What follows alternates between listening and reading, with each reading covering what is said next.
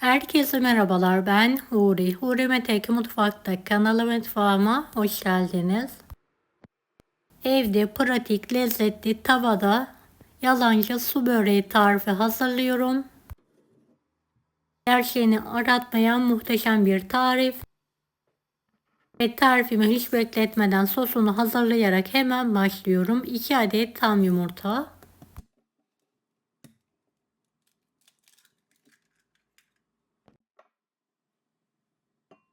Yarım su bardağı sıvı yağ. Yarım su bardağı süt.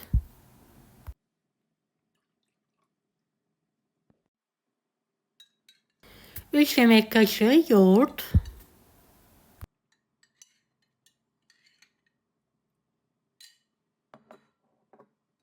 Çok az göz kararı tuz ilavesi yapıyorum.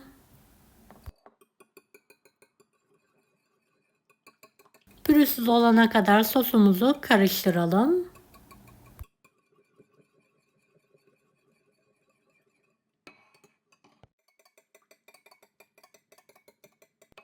Sosumuz hazır.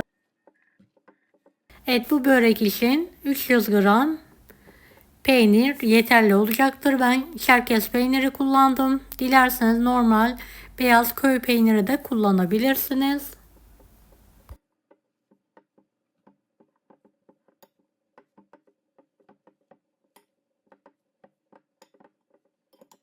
Şöyle çatalla iri iri eziyorum. Peynirim tuzsuz ve yağsız olduğu için bir miktar tuz, biraz da sıvı yağ gezdirdikten sonra karıştırıyorum.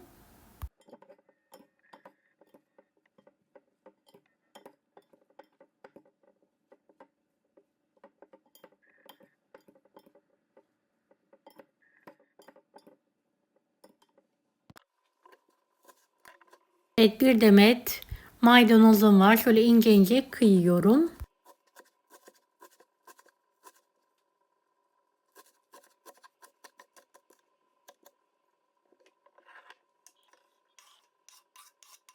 Peynirin üzerine alıyorum. En son tekrardan karıştırıyorum.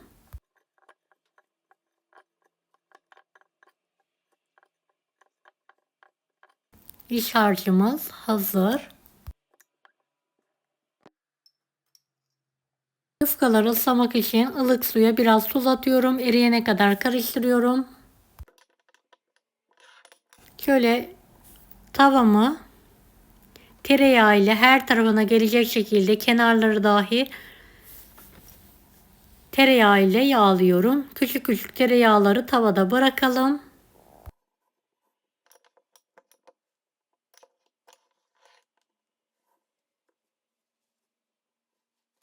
Sağlam, yırtık olmayan tam yufkayı tavaya dikkatlice yayalım.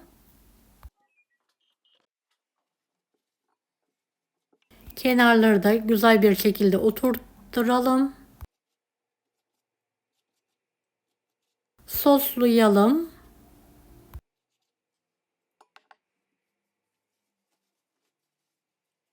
Evet, yufkayı dörde elimizle bölelim. İlk yufkayı kuru olacak şekilde tavaya yerleştirelim. Sos sürelim.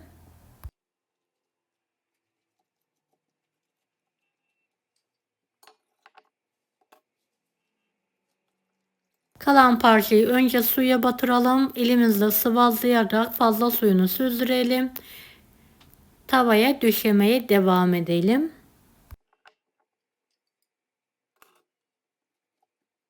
Sonra tekrardan soslayalım.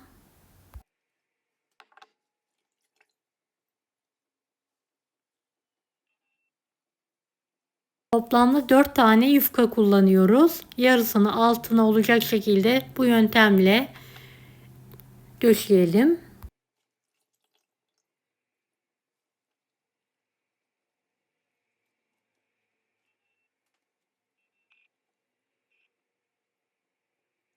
Emek verdiğim bu videoyu sevdiklerinizle paylaşarak bana destek olabilirsiniz.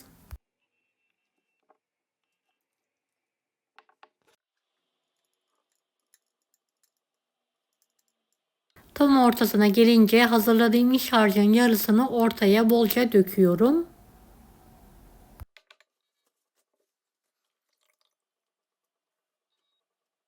Evet, kalan yufkaları da aynı yöntemle döşemeye devam ediyorum.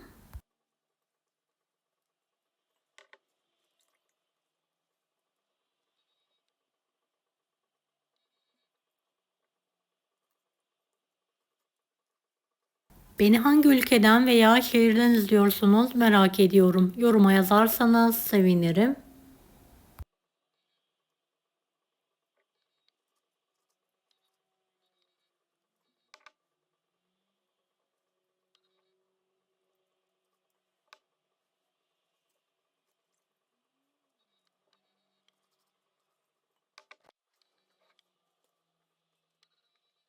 En son parçayı suya batırmadan kuru olacak şekilde tavaya yerleştirelim, soslayalım. Kenar katlarını da pile yaparak videodaki gibi katlayarak soslayalım.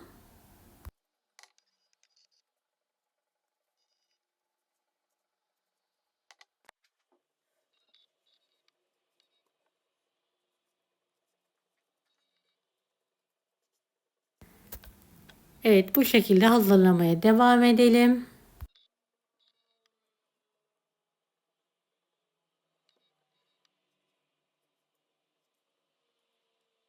En son tekrardan sosluyorum. Bu şekilde 1-2 saat buzdolabında kaldırarak sosunun çekmesini bekleyelim. Daha sonra büyük ocağı orta olacak şekilde ayarladım. Hiç başından ayrılmadan tavayı döndüre döndüre kontrollü bir şekilde su böreğimizi pişirmeye bırakıyorum.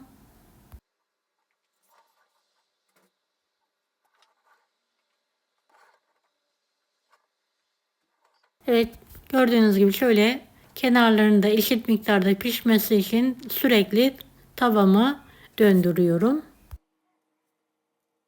Şöyle spatula ile kontrol ediyorum. Piştiğine emin olduktan sonra kapak yardımıyla ters çeviriyorum. Tavamı temizledikten sonra birer parça tereyağı atarak eritiyorum. Biraz da sıvı yağ ekliyorum. Böreğimi tavaya dikkatlice alıyorum. Tekrardan kontrol ediyorum. Biraz az kızarmış, pişirmeye devam ediyorum. Nar gibi kızardıktan sonra servis için şöyle bir tahtaya alıyorum. Kendi halinde soğutmaya bırakalım.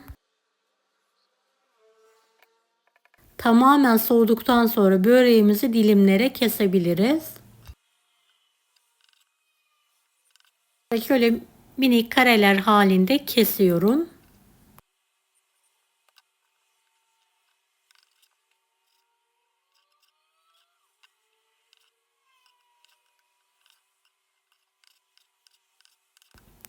Evet, su böreğimiz hazır. Deneyecek olan herkese şimdiden kolaylıklar dilerim. Allah'a emanet olun. Hoşça kalın. Daha farklı tarifler için